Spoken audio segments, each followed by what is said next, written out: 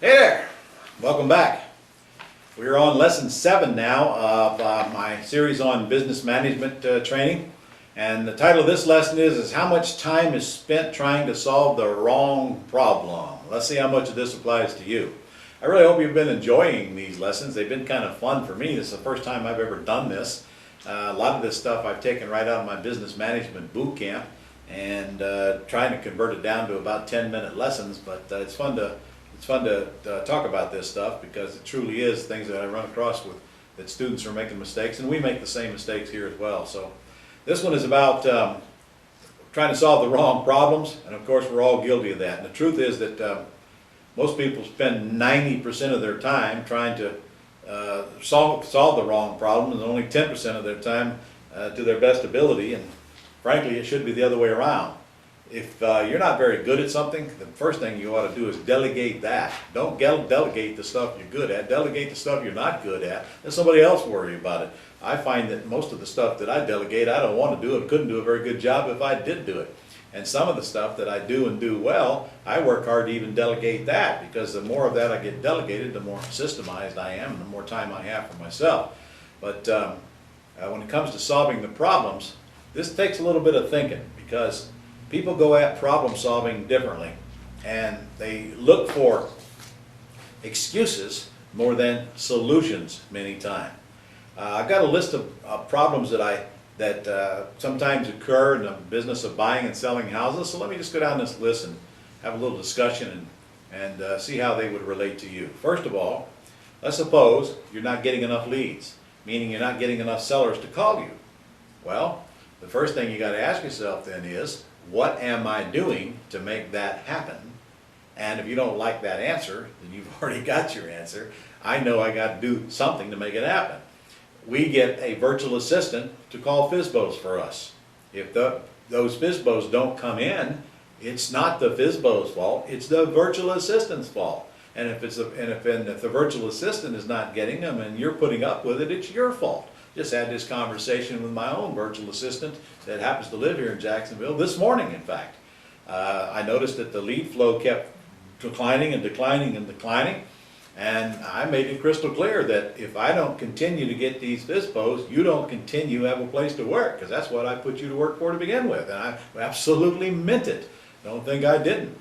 And here's what happens. The virtual assistant gets tired of making these outbound calls and tired of talking to people, and they start looking for other things to do, and the next thing you know, well, I can't find any more FSBOs, or I can't get an answer to the questions, and that's a load of crap, guys. It means they don't want to do the job that you hired them to do to begin with. So you either got to straighten them out or you got to replace them. And if you got to replace them, you got to replace them. That's what I like about VAs. You call up whoever sent you the VA and you say, get me another one. This one's about burnout. And then very well might get burnout. So back to the point.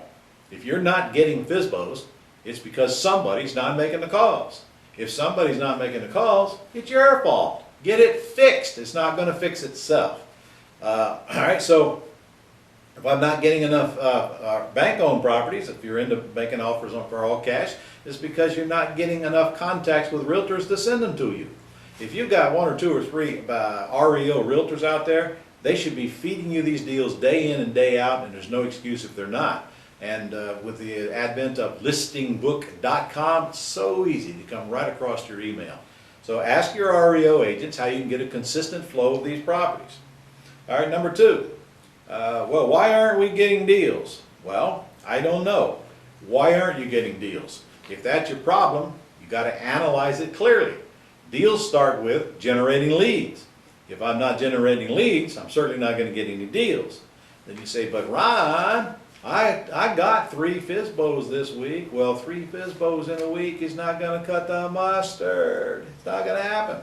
You got a consistent flow of suspects in the funnel so you can narrow it down to a few prospects. Now come on, tell me that a VA that can get you 2 or 3 FSBOs a week can't get you 10 to 15 FSBOs a week. Really? Why not? It's because they're not doing what you ask them to do. And by the way, if they can't, and if you're firmly convinced that they're just not there, then perhaps the VA ought to be sending out some yellow letters for you to generate sellers to call you.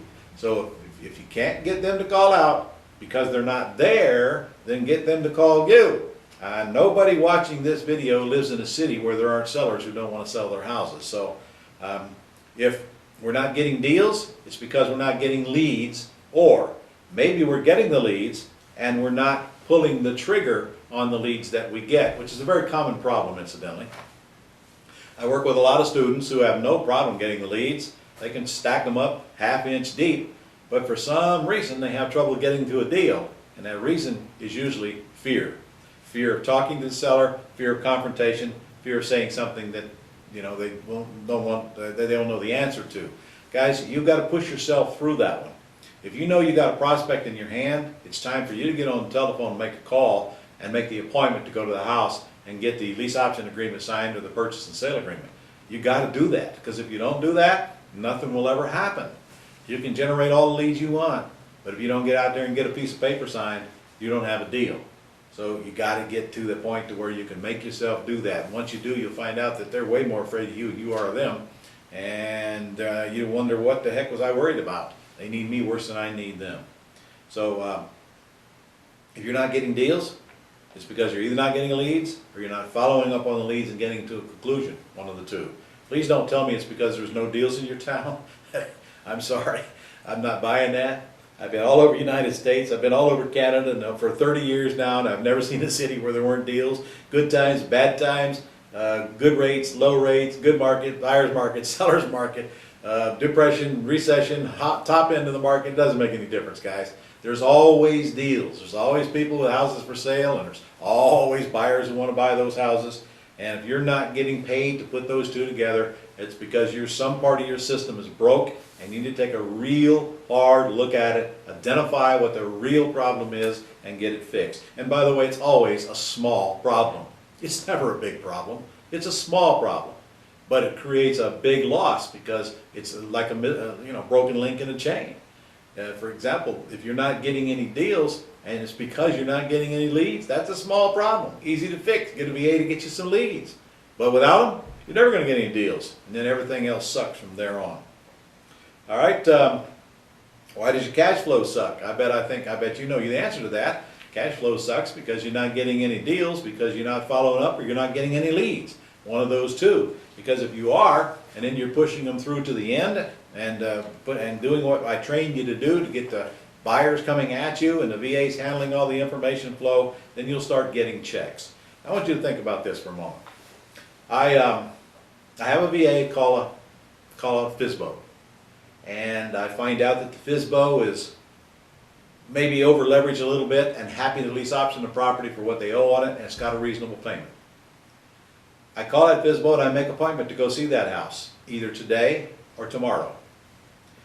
I get a lease option agreement signed either tomorrow or the next day. With that lease option agreement in my hand, I now control that house. Now I have FSBOs put a flyer up on Craigslist. It takes them about 30 minutes. Then I have them post some ads on Craigslist, on Postlets and Kijiji and wherever some few other sites to drive some people to that flyer. That flyer has my website address and my phone number on it. So they can either go to the site, which drives them to the house, or they can go and call to a voicemail box, which drives them to the house. Within 2 or 3 or 4 or 5 days, I've got somebody interested in the house that's got several $1,000s and wants to move in on a lease purchase. I then meet them, and 3 days later, they're at an attorney's office, and we're getting their money. From start to finish, we're into this thing 10 days max before we get our first check. Now, how hard is that? It's not hard, but it does require some key ingredients here. Got to generate leads. Got to sift and sort them and pick out the ones that want to work with you. My property information sheet asks the questions to do that for you. Then we got to go get that agreement signed. Then we got to get those buyers looking at it and pick the one we like. All small things, but one of them out of place, of course, you don't get a check. So why are we not getting cash flow? Is because we haven't fixed one of those things. All right. Why are we lousy at time management? Well, you're lousy at time management because you're not organized, because nobody's ever really taught you how to be organized.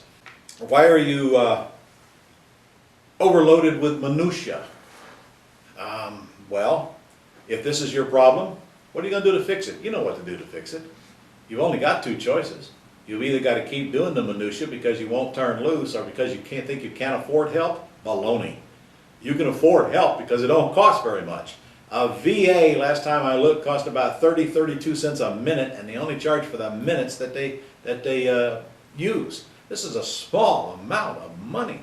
For crying out loud, a personal assistant. If you're active enough to where it's time for you to get a personal assistant, for example, you're talking $35,000, $40,000 a year. Divide that by the number of weeks in a year. Small amount of money to free up your life and give you your life back.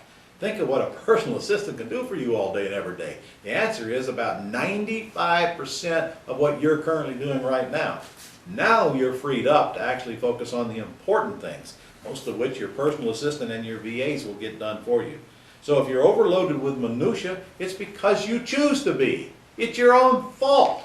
Turn loose, unload, delegate, put all that stuff off on someone else. By the way, guess what? They'll do it better than you do. At least that's what I found over and over and over again. Okay, the enemy is here. It's us. So if what you're doing is not directly related to generating revenue, you probably ought to ask yourself, should I even be doing it? And if I am doing it, maybe I can get somebody else to do it for me. And if it's killing your cash flow, you have three choices. You can either get somebody else to do it, you can keep doing it yourself, or you can not do it at all. And those are your three choices. So I think that's probably enough for this lesson. That's probably more than you want anyway. And I'll try to be more kind and gentler on the next lesson. See you on that one.